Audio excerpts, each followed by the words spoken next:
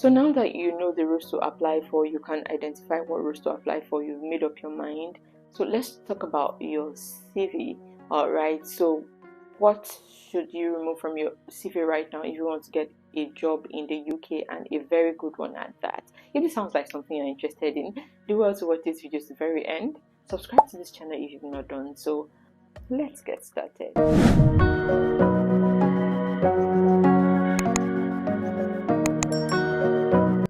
So you know all of those things that you have on your CV, like your state of origin, your marital status, and all of those stories about your ancestors. Guess what? Your employers are not interested in that. They don't want to know.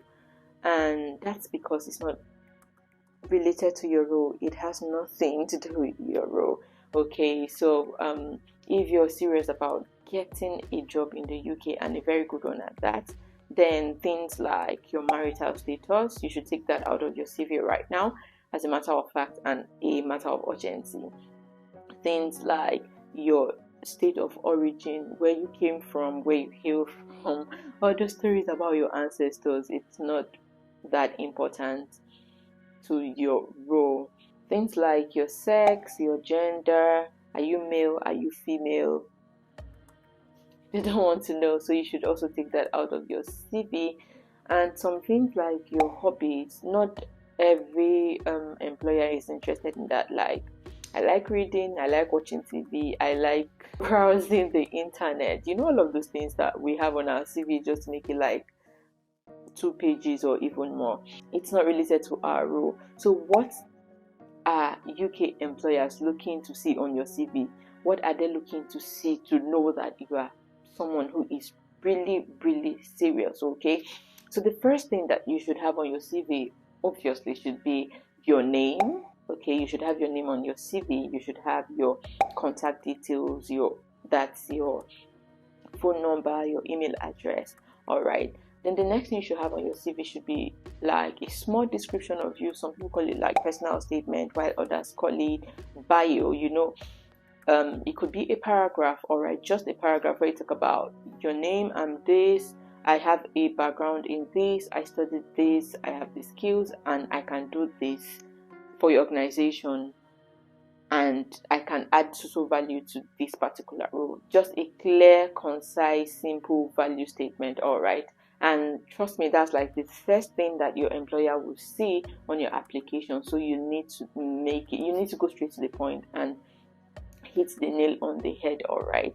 Then the next thing you need to have on your CV should be your qualifications, all right. So do you have like a GCE result? Do you have like a degree? Do you have like a master's degree, PhD that is related to the role? And the next thing is, what certifications have you got aside your academic qualifications? What certifications have you got that is related to the role? For example, if you're a nurse, do you have a certification of being registered with the NMC, for example? Relating to your role, you know, there are several roles with several qualifications that are required, all right. And if you're applying on the NHS website, and there's something called the person specification, where you have essential criteria and desirable criteria or requirements, all right. So most of the time these extra qualifications are desirable, so even if you don't have it, if you have it, it can be like an added advantage. And some of them, depending on your role, can be very, very essential. So